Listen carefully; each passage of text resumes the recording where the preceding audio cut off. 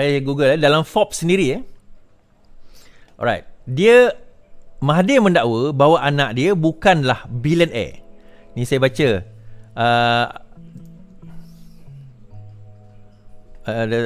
Tun Mahathir mengatakan anak saya bukanlah billionaire. Dia kata Tun Mahathir. Baik, saya tunjuk ni. Alright, saya tunjukkan. Ni Mahathir sebut dalam O Media. Dia kata, anak saya bukan billionaire, Tun Mahathir. Anak saya bukan billionaire, tapi mereka ada meminjam jutaan ringgit untuk membiayai perniagaan mereka.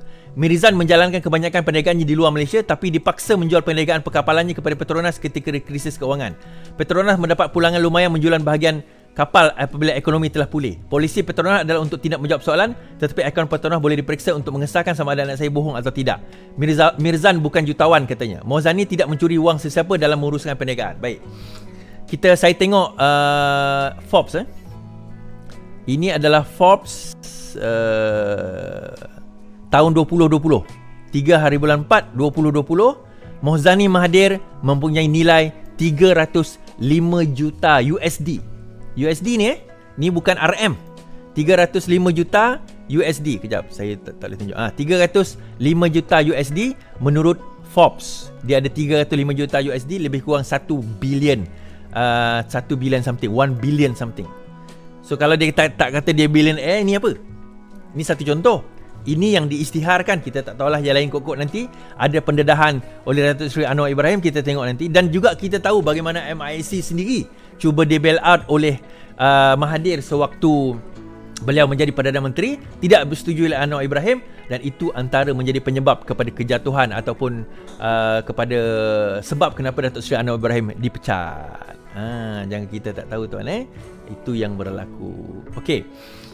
Sebelum saya cerita tentang konspirasi untuk nak jatuhkan ataupun nak what do you call that, nak gugurkan ataupun nak buang legasi Tuan Guru Nik Aziz, saya nak cerita sedikit tentang perkara ini. Semalam apabila ditanya kepada Ustaz Wan Ji pun ada dalam program semalam tu, adakah apa yang Datuk Seri Anwar Ibrahim nak? Okay, ini antara apa yang Ustaz Wan Ji dedahkan. Anwar harap dapat jalin persaudaraan dengan Hadi. Daripada usaha membina semula negara dan mengelak daripada kegagalan, Perdana Menteri Anwar Ibrahim berharap hubungan silaturahim dengan Presiden PAS dapat dijalankan semula. Berkongsi harapan tersebut, pendakwa bebas Wan Ji Wan Husin berkata, hasrat murni Perdana Menteri itu dibuat pada pertemuan bersama dua anak bekas Menteri Besar Kelantan, Allahyarham Nik Abdul Aziz Nikmat. Pada Perdana Menteri bertanya kabar berkenaan perkembangan terkini berkenaan dua anak Tok Guru Nik Aziz. Selain itu, Perdana Menteri ada menyebut berkenaan semangat persaudaraan antara beliau dengan ramai teman-teman lama beliau, termasuk Tuan Guru Presiden. Perdana Menteri berharap sangat iaitu hubungan persaudaraan berlaku antara beliau dan Presiden PAS, selain sikap PAS dalam menanggapi isu-isu ini bagaikan agar tidak menggagalkan usaha membina negara, katanya kepada Malaysia Kini. Wan Ji berkata demikian mengulas berhubungan pertemuan Anwar bersama Nik Omar dan adiknya juga yang ahli Parlimen PAS Nik Muhammad Abduh. Pertemuan itu mencetuskan tanda tanya di kalangan pemerhati politik kerana umum tahu kedua-duanya saling bermusuhan dalam politik. Nik Abduh pada masa ini merupakan ahli jawatankuasa PAS Pusat. Bagaimanapun dia digugurkan oleh PAS sebagai calon pada PRU ke-15 yang lalu. Hubungan dengan Nik Omar diketahui renggang setelah abang membuat keputusan menyertai amanah kerana tidak bersetuju dengan pendirian PAS pada tahun 2018 untuk bekerjasama dengan UMNO. Pada tahun yang sama, Nik Omar membuat keputusan menyertai amanah yang merupakan sebuah parti serpihan PAS. Pada PRU 14, Nik Omar bertanding di DUN kerusi Dewan Undangan Negeri Cempaka atas tiket PKR, tetapi tewas pada PRU berikutnya. Okey, pada PRU yang berikutnya. Baik. Kemudian untuk rekod, Abdul Hadi dan Anwar merupakan bekas pimpinan ABIM.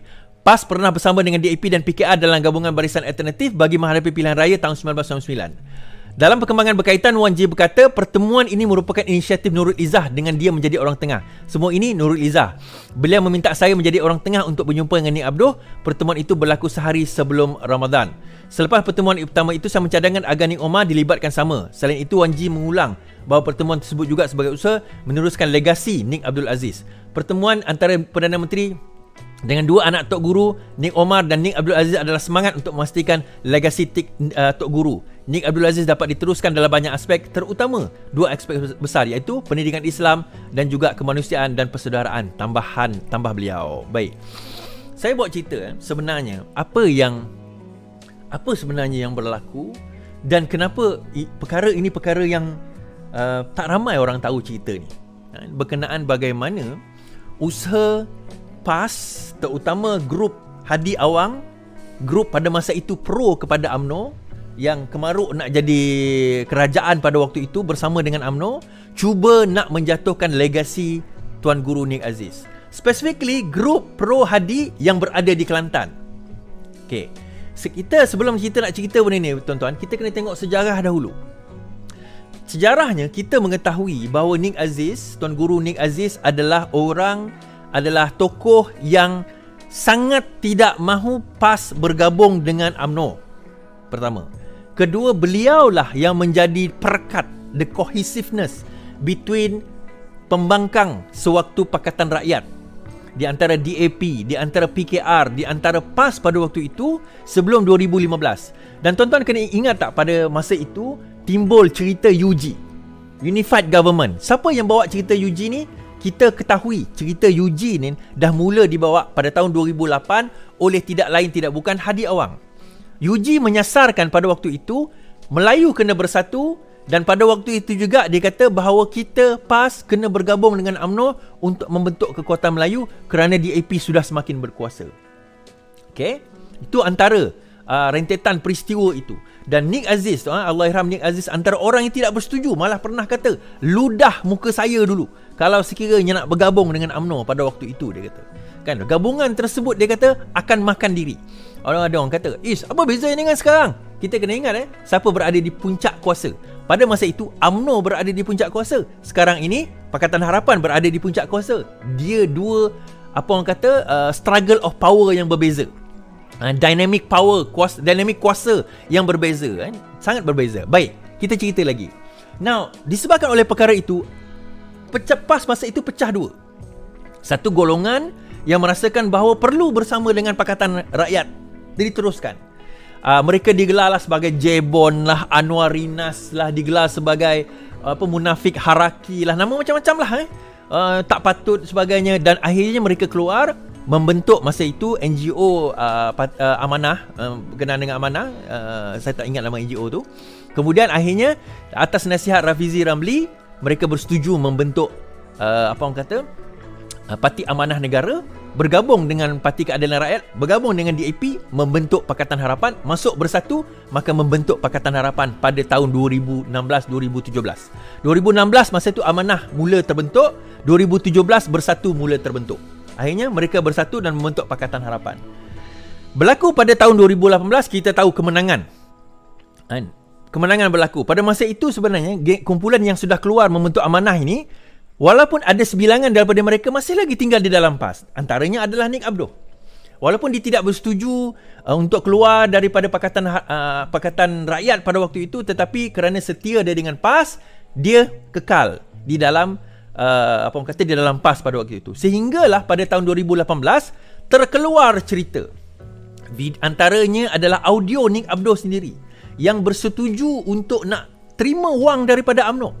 Terima wang daripada UMNO, bekerjasama dengan UMNO. Dan yang menariknya saya nak cerita tuan-tuan, audio tersebut dirakam oleh siapa? Oleh menantu Haji Hadi. Padahal benda tu, perbincangan tu bukan perbincangan yang kena rakam. It's in confidence, dalam meeting yang tertutup. Tiba-tiba benda itu dirakam dan disebarkan. Dan disebabkan oleh penyebaran tersebut pada tahun 2018, PAS kalah. Kita pun tahu PAS kalah. PAS pada masa itu kalah. Penyebaran berlaku. The rest is history. Pada PRU tahun 2020 ke-15, nama Nik Abdoh digugurkan. Pada 2018, Nik Omar telah keluar kerana tak bersetuju dengan perkara tersebut. Sebaik saja audio, saya tak tahu sebaik saja audio ataupun sewaktu itu ataupun sebelumnya, tetapi urut-urut nak kerja sama dengan UMNO itu sudah ada. Nik Omar keluar. Setelah itu, tidak lama kemudian, Nik Abdoh disisihkan.